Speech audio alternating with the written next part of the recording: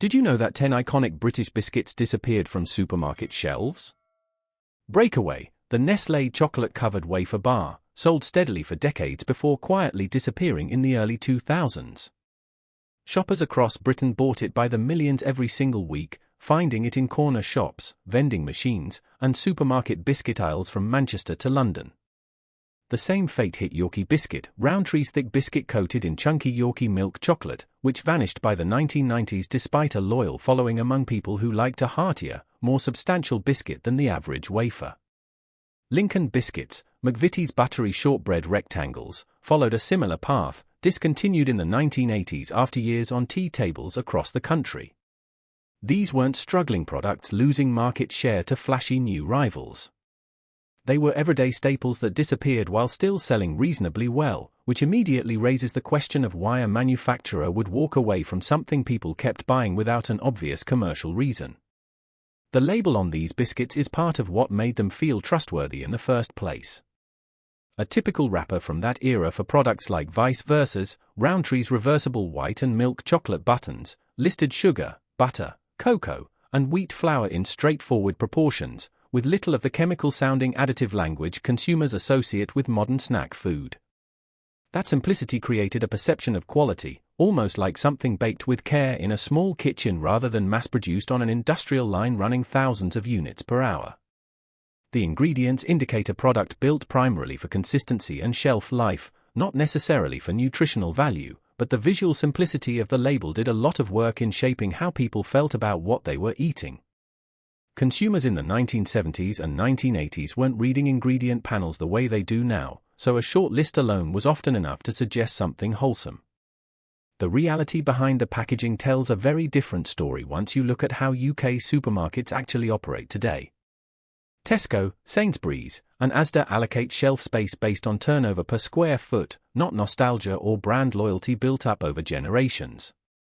A niche product like Cadbury Ritz, the chocolate-filled sandwich crackers discontinued in the 1990s, appealed to a specific but limited customer base and simply couldn't generate the same revenue per shelf inch as a bestseller like McVitie's Digestives or Cadbury Fingers. Once a supermarket buyer decides a product isn't earning its space relative to a competing item, manufacturers face a binary choice: reformulate to cut production costs, or discontinue the line entirely and reallocate factory capacity elsewhere. For many of these biscuits, discontinuation simply proved to be the cheaper, faster option. Cost pressure on raw ingredients played a major role in several of these decisions as well. Cocoa prices have shifted dramatically over the decades due to weather patterns, supply chain disruptions, and rising global demand, and biscuits like Echo Biscuit, a cream-filled biscuit coated in genuine milk chocolate, relied on a higher percentage of real cocoa solids rather than cheaper chocolate-flavored coating. That formulation became increasingly expensive to maintain at the same retail price point consumers expected. The information available suggests several discontinued lines used cocoa butter formulations that became financially unsustainable once raw material costs climbed. Rather than raise prices and risk losing shelf placement to cheaper alternatives sitting right next to them, manufacturers often chose to quietly retire the product instead of fighting for survival in an increasingly competitive aisle. This is where the contrast between perception and reality becomes clearest for British consumers.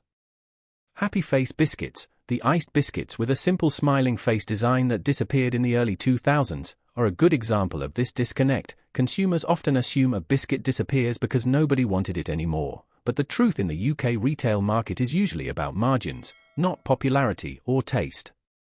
A product can have a genuinely loyal following and still get cut from a manufacturer's lineup if it doesn't meet the revenue threshold supermarkets demand for continued stocking on increasingly competitive shelves. Manufacturing consolidation made the underlying problem considerably worse over time. Abbey Crunch, an oat and golden syrup biscuit popular through the 1980s, and Toffee Cup, Rowntree's toffee-flavored chocolate biscuit, both disappeared as their parent companies went through repeated ownership changes, moving between groups like United Biscuits, Nestlé, and eventually Mondelez.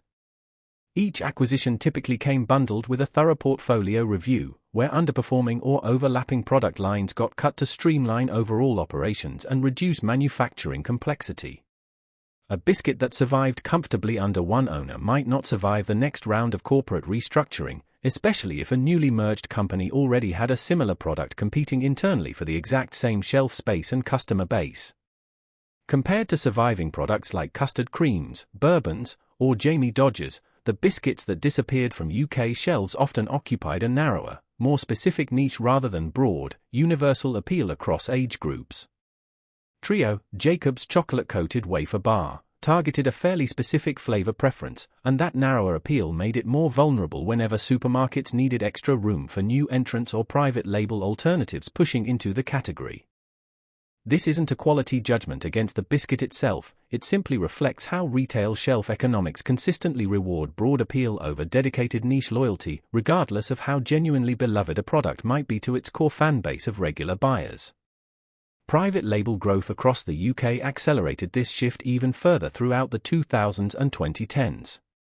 Supermarket own-brand biscuits, like Tesco's version of a chocolate digestive or Sainsbury's Basics range, offer retain significantly higher profit margins than branded products because they cut out an entire layer of manufacturer markup. As these own-label lines expanded aggressively, shelf space that might once have gone to a smaller, branded biscuit increasingly went to the supermarket's in-house alternative instead. This created a structural disadvantage for niche branded products that had nothing whatsoever to do with taste or quality, but everything to do with where the profit margin ultimately landed at the end of each transaction. The real impact of all this change shows up directly in how British consumers shop today. Walk down a biscuit aisle in any major UK supermarket now, and you'll notice fewer genuinely distinct brands but considerably larger packaging formats, alongside more own-label competitors filling in the visual gaps left behind.